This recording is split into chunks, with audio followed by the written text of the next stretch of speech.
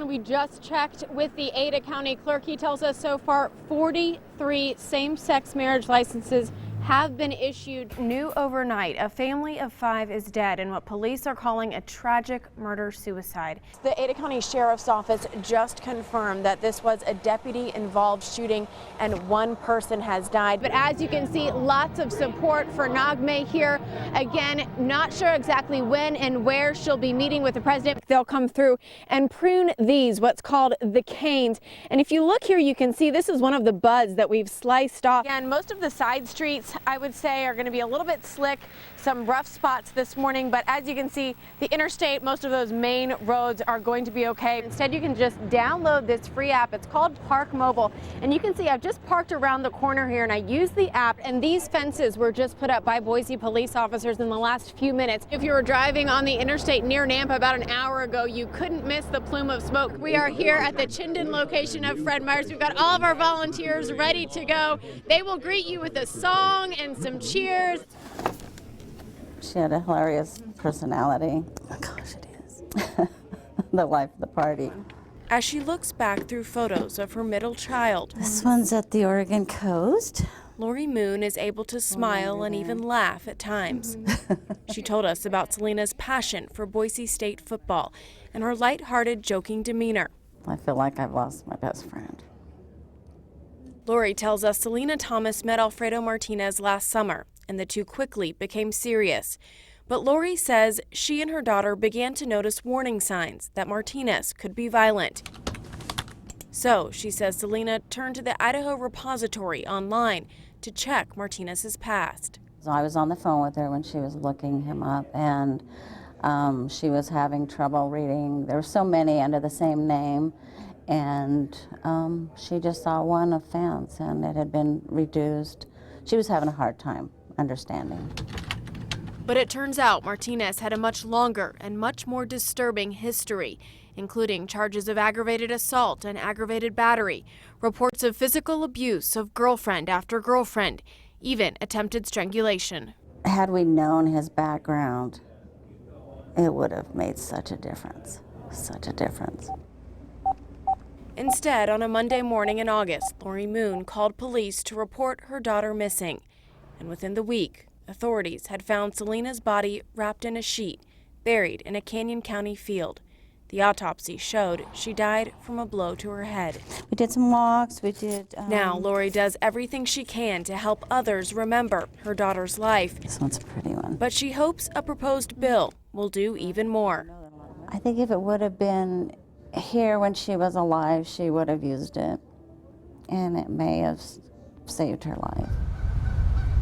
The bill would expand Idaho's sex offender registry to include people convicted of violent crimes like domestic violence and homicide.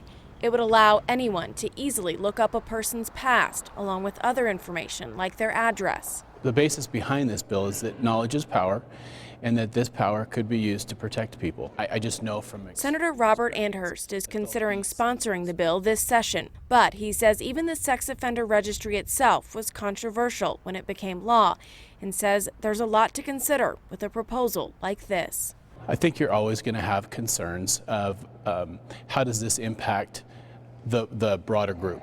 So we don't want to have a situation where we're over-penalizing people. Sheriff Kieran Donahue helped draft the bill and has spent months presenting it to various agencies, including the Idaho Justice Commission. The people they've talked to, they have not seen any opposition. They're getting, in their terms, fairly broad support.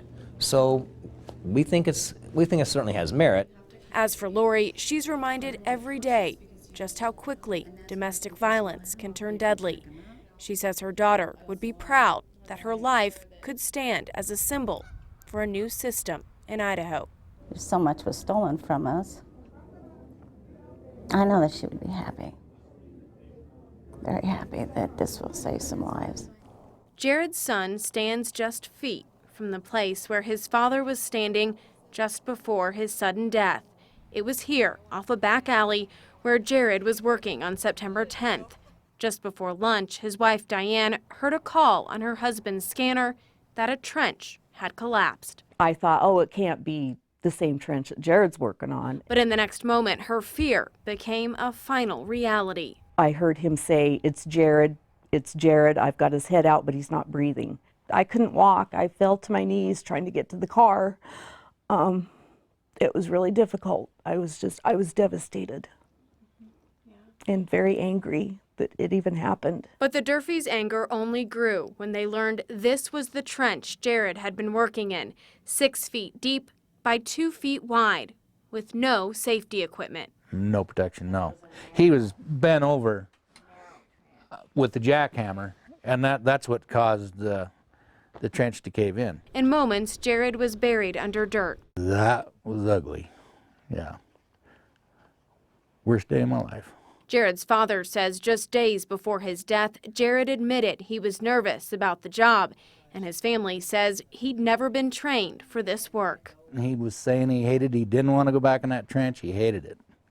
And I said, it looks dangerous to me. We learned the city of Wendell has a trench box to protect workers from a collapse, a trench box the Durfees say wasn't used. It could be right there. No. I need somebody to tell me why it wasn't. We went to City Hall to ask that very question, but only got a statement. It said in part that workplace safety protocol was not strictly adhered to during this construction project.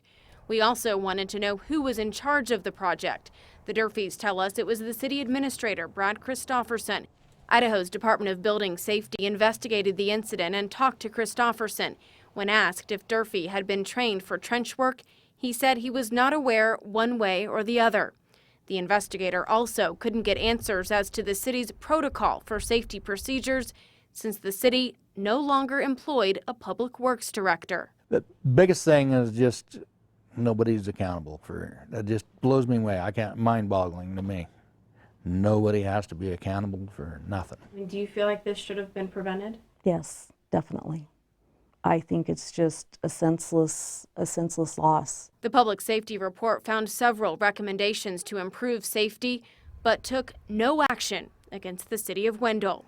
Now the family fears another tragedy while mourning the loss of a son, husband, and father taken too soon in a trench now covered and marked by a cross. And it's just been heartbreaking for all of us, but especially for the kids. They miss their dad very much. All across the pavement outside St. Luke's Hospital comes the faint sound of chalk, writing out the many reasons those coming and going are thankful. Today we're thankful for a new grandson. It was emotional for many, like the Weedu family, grateful for their miracle little boy. Nice little thing for people to see. You need to always remember the day, what you are thankful for. That was the purpose of the idea. We're writing what we're grateful for today. Something Charla Richards decided to start. We're spending the day here at the hospital. Probably not the place where we want to spend the day, but we figured if we were here, we were still grateful for a lot of things. The thing Charla is most grateful for today is the girl standing next to her with her IV cart at her side, her daughter, Madison. She's 16, and she's battling cancer. We've been battling for quite a few months now. Madison is halfway through her fight with a rare form of cancer and just had a successful surgery to remove the large tumor. Doing pretty good, actually. Right now, at least. Today, she was able to take a break from her hospital room to watch others take time to appreciate what they have. It's really cool to see what they write and see what people are grateful for, things that you don't always think about. Like this teenager who doesn't know Madison, but stopped to write perhaps the most powerful message, reminding families going through the unthinkable that they're not alone, and there's always something or someone to be thankful for. Just don't take those things for granted that we have every day, and just enjoy every moment you have with family. Happy Thanksgiving. Thank you. Yeah, enjoy it.